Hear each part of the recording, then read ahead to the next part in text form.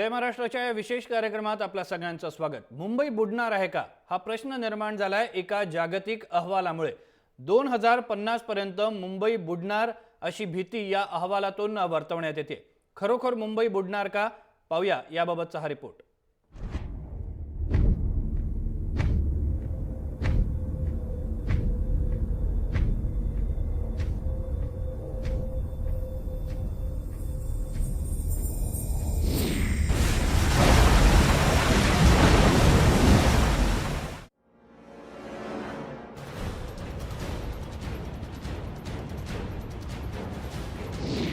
संपूर्ण मुंबई पाण्याखाली जाणार, जलप्रलयामुळे हाहाकार उडणार, 4 कोटी लोकांसाठी धोका निर्माण होणार, समुद्रावर केलेलं अतिक्रमण महागात पडणार। हे कुठल्या ज्योतिषानं वर्तवलेलं भाकीत नसून ही संयुक्त राष्ट्रानं तयार केलेल्या अहवालात नमूद करण्यात आलेली गोष्ट आहे आणि ही गोष्ट सगळ्यांनीच गांभीर्यानं घेण्याची गरज आहे, खास करून मुंबईकरांनी आणि महाराष्ट्रातील रहिवाशांनी। कारण समुद्रातील पाण्याची पातळी वाढून पूर किंवा जलप्रलय येण्याची शक्यता वर्तवण्यात आली आहे। संयुक्त राष्ट्राच्या पर्यावरण विषयक अहवालात असं होण्यामागे काही कारणं सांगण्यात आलीत। ती कारणं कोणती आहेत ती बघूया।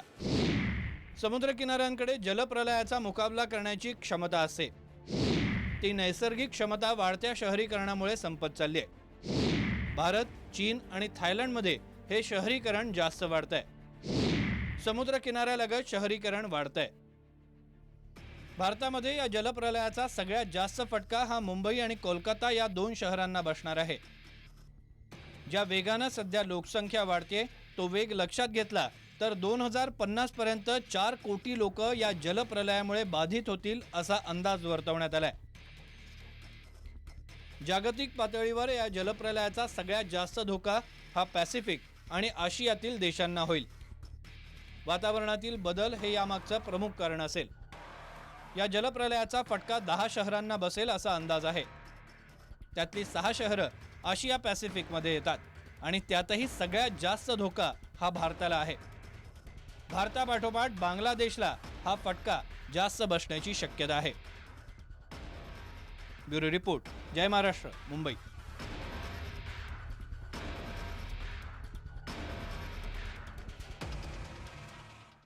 जर हा जलप्रलय आला तर कोणती शहरं, जगभरातली कोणती शहरं ही रेड अलर्टवर असतील पाहूया। या यादीमध्ये भारतातील मुंबई आणि कोलकाता ही 2 शहरं असतील। थायलंडमधील बँकॉक, म्यानमार, यांगॉन ही शहरं असतील। व्हिएतनाममधील हो ची मिन्ह आणि हायफोंग ही शहरं असतील।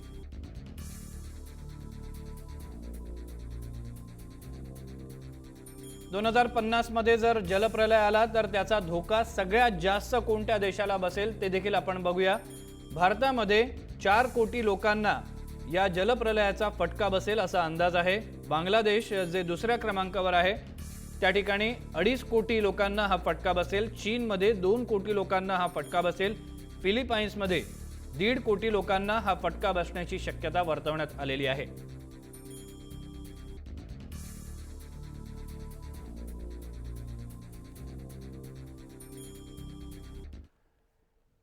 आणि याच विषयावर चर्चा करण्यासाठी आपल्यासोबत पुण्याच्या स्टुडिओमधनं 2 विशेष अतिथी या चर्चेमध्ये सहभागी होणार आहेत। मी त्यांचं स्वागत करतोय। सगळ्यात पहिले मी जातोय अभिजित घोरपडे यांचं स्वागत करण्यासाठी। अभिजित घोरपडे हे या चर्चेमध्ये सहभागी होणार आहेत। त्यानंतर आपल्यासोबत असणार आहेत जीवन प्रकाश कुलकर्णी, त्यांचं देखील या चर्चेमध्ये मी स्वागत करतोय।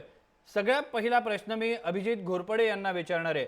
अभिजितजी, जो धोका वर्तवण्यात येतोय की 2050 पर्यंत जी मुंबई सारखी शहरं आहेत त्यांना एक जलप्रलयाचा फटका बसू शकतो, त्या ठिकाणी एक मोठा प्रलय येऊ शकतो, एक दुर्घटना होऊ शकते, याची शक्यता तुम्हाला कितपत वाटते? खरं तर हा जो अंदाज वर्तवलेला आहे तो ग्लोबल एन्व्हायरमेंट आउटलुक GEO आणि त्यांचे वेगवेगळे अहवाल प्रसिद्ध होत असतात काही काळानंतर। त्याचा हा 6वा अहवाल प्रसिद्ध होतोय। त्याच्यामध्ये ती संयुक्त राष्ट्राची ऑर्गनायझेशन आहे त्यामुळे ऑथेंटिक आहे, पण त्यांनी तो जो धोका वर्तवलेला आहे तो धोका जलप्रलय याचा अर्थ संपूर्ण मुंबई पाण्याखाली जाणार, संपूर्ण चेन्नई पाण्याखाली जाणार असा नाही आहे, पण जागतिक तापमान वाढ होत असल्यामुळे समुद्राची पातळी काही प्रमाणात वाढून आपल्याला त्याचा फटका म्हणजे लाटा वाढतील, भरती ओहोटीचं पाणी जास्त आतमध्ये येईल. त्याच्याबरोबर समजा काही चक्रीवादळ वगैरे आलं तर त्याच्यामुळं जास्त नुकसान होईल.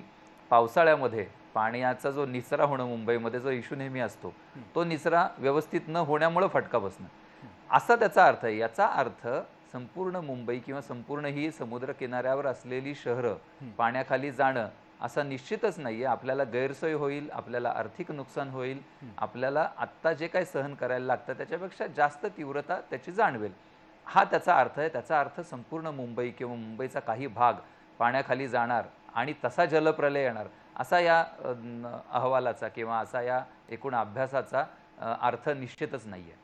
मी कुलकर्णी सरांकडे जातोय. सर, एक गोष्ट जाणून घ्यायची इच्छा आहे की हा फक्त नैसर्गिक बदलामुळे ही परिस्थिती निर्माण होते का? जी अतिक्रमण आपण बघतोय समुद्रावर होत आहेत, समुद्रामध्ये भराव टाकले जात आहेत, त्या ठिकाणी शहरं वसवली जात आहेत. मुंबईबाबत जर बोलायचं झालं, मुंबई अशाच पद्धतीने उभं राहिलेलं शहर आहे. या गोष्टीमुळे प्रामुख्यानं ही सगळी परिस्थिती निर्माण होणार आहे का? सगळ्यात मोठा फटका जो आहे तो नैसर्गिक बदल होत आहेत त्यामुळे होणार आहे? यात दोन्ही गोष्टीचा समावेश आहे. हा जो आत्ताचा रिपोर्ट आलेला आहे, ह्याच्यामागं रिपोर्ट 4था होता, 5वा होता, हा 6वा आलेला आहे. या सर्व रिपोर्ट या ह्याच्यात एक सातत्य आहे की समुद्राची पातळी वाढणार आहे आणि ती कशावरनं काढलेली आहे? तर क्लायमेट मॉडेल्स जे त्याचं प्रोजेक्शन केलेलं आहे त्याच्यावरनं काढलेलं आहे आणि दिवसेंदिवस क्लायमेट मॉडेल्समध्ये ॲक्युरेसी वाढत चाललेली आहे. तर साधारणपणे ही वाढ एक 20 ते 25 सेंटीमीटर होईल असं सांगितलेलं आहे.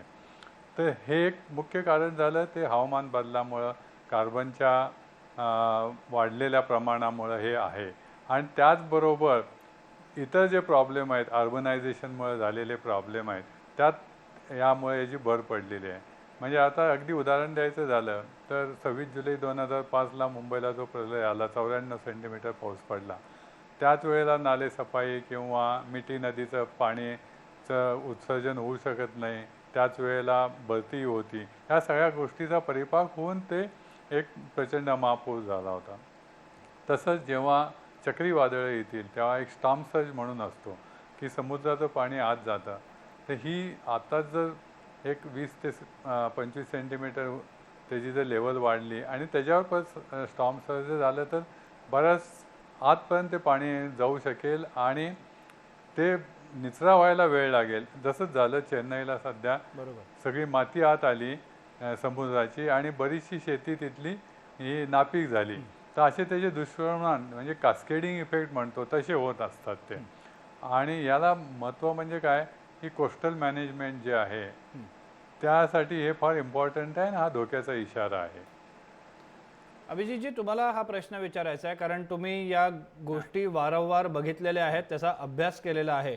या सगळ्या गोष्टी जर थांबवायच्या असतील तर त्या थांबवता येणं शक्य आहे का? हा अहवाल खोटा ठरेल अशी आपण प्रत्येकजण आशा करूया, मात्र त्यासाठी काही प्रयत्न होणं गरजेचं आहे का? आणि भारतामध्ये ते होताना दिसत आहेत का?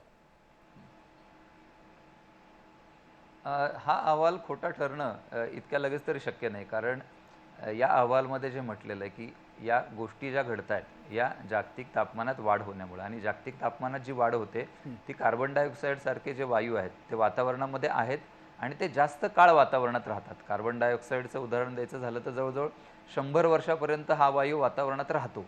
त्यामुळं आत्ताचे जे काही परिणाम आहेत ते लगेच आपल्याला कमी करणं तर कदापि शक्य नाही आणि कुठल्या एका देशाला तर त्याहून शक्य नाही. त्यामुळे पुढे काही काळ हे परिणाम निश्चितपणे राहणार, ही एक वास्तव आहे. ही वस्तुस्थिती आपण लक्षात घेतली पाहिजे आणि स्वीकारली पाहिजे.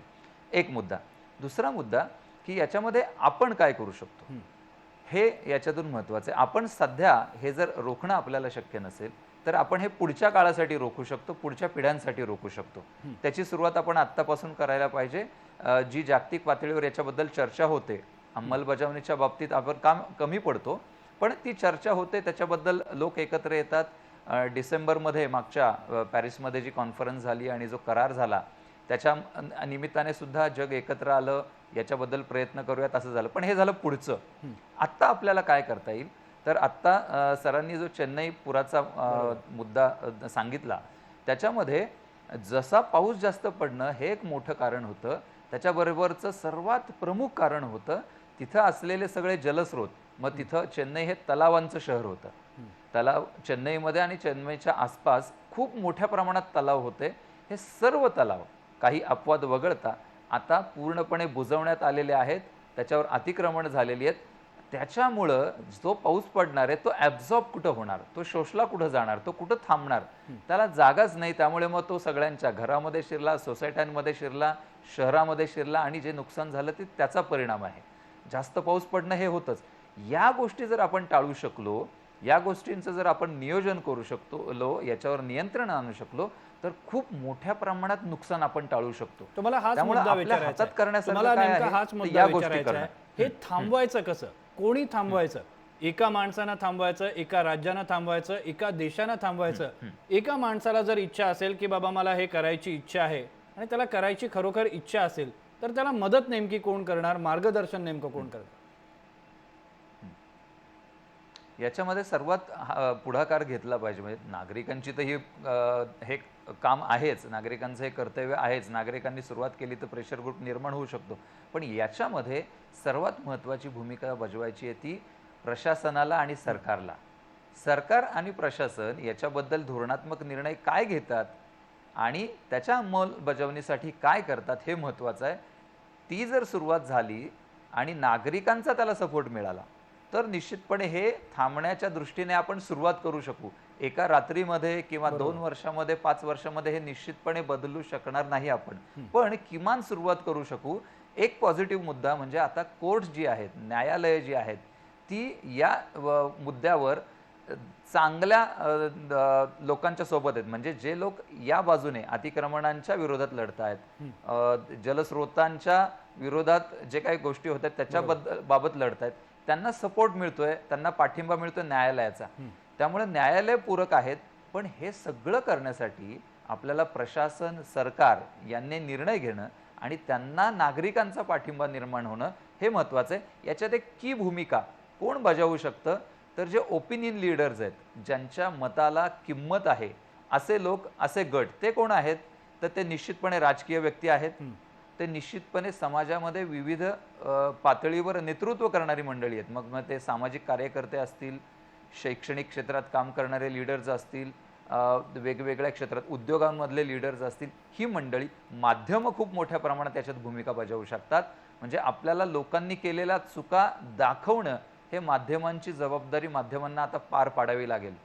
माझे वाचक आहेत, माझे श्रोते आहेत, माझे प्रेक्षक आहेत म्हणून त्यांच्या दृष्टीने सोयीचं असं आपल्याला दाखवून चालणार नाही, कारण ते भविष्यात त्या सगळ्यांच्या दृष्टीने धोकादायक असेल. त्यामुळे माध्यमांनी सुद्धा ही भूमिका घेणं आणि ते चूकच हे दाखवणं आणि त्याच्यातून मार्ग कसा काढता येईल हे करणं, या सगळ्या ओपिनियन लीडरची सुद्धा आता मला वाटतंय खूप महत्त्वाची जबाबदारी आणि भूमिका या सगळ्या प्रक्रियेमध्ये असेल. पण कुलकर्णी सर, एक मतप्रवाह या संपूर्ण चर्चेदरम्यान नेहमी ऐकायला मिळतो की आपण कितीही प्रयत्न केले तरी निसर्गावर कोणीच नियंत्रण मिळवू शकत नाही. निसर्ग हा लहरी असतो, त्याला जशी लहर येईल तशी सगळी परिस्थिती बदलत असते. खरोखर अशी परिस्थिती आहे. 2050 पर्यंत निसर्गच जर लहरीपणे वागला तर कदाचित कितीही प्रयत्न झाले तरी मुंबईमध्ये जी परिस्थिती येणार आहे ती येतच राहील, असं तुम्हाला वाटतं? तुमचं म्हणणं खरं आहे. निसर्ग हा लहरी असतो, परंतु आपल्याला जर त्याची वॉर्निंग असेल, प्री वॉर्निंग असेल, तर आपण त्या दृष्टीने उपाययोजना करू शकतो.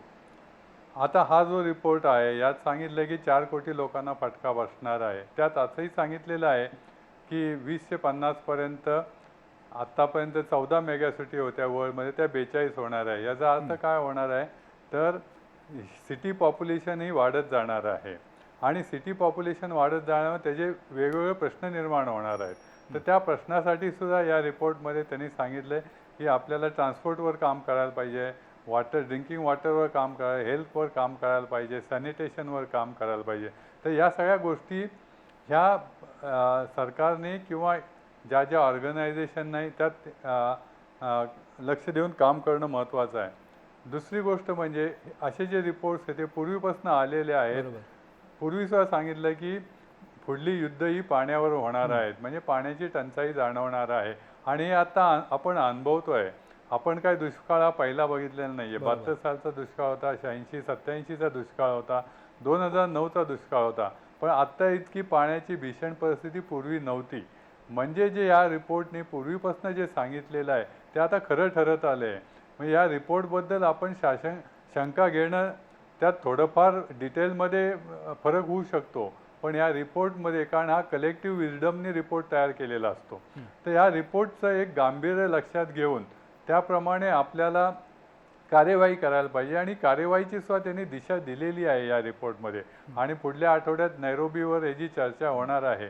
तर यासाठी आपल्याला वेगवेगळ्या स्तरावर खूप काम करता येणार आहे. सरकार दरबारी असेल, NGO कडून असेल आणि इंडिव्हिज्युअल लेवलवर सुद्धा काम करता येणार आहे. तर अशा बऱ्याच गोष्टी करता येणं शक्य आहे. आणि पहिला मुद्दा जो आहे की निसर्ग लहरी आहे, निसर्ग प्रचंड आहे, आपण त्याला थांबवू शकत नाही आहे.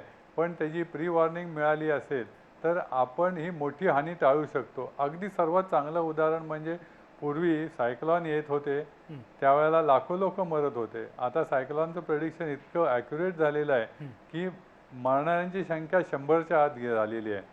तर तसंच ह्या हवामानाचे जे एक्स्ट्रीम्स आहेत त्याचे जर अंदाज वाढले, ॲक्युरेट झाले, तर आपण खूपच आपलं नुकसान आणि आपला धोका टाळू शकतो.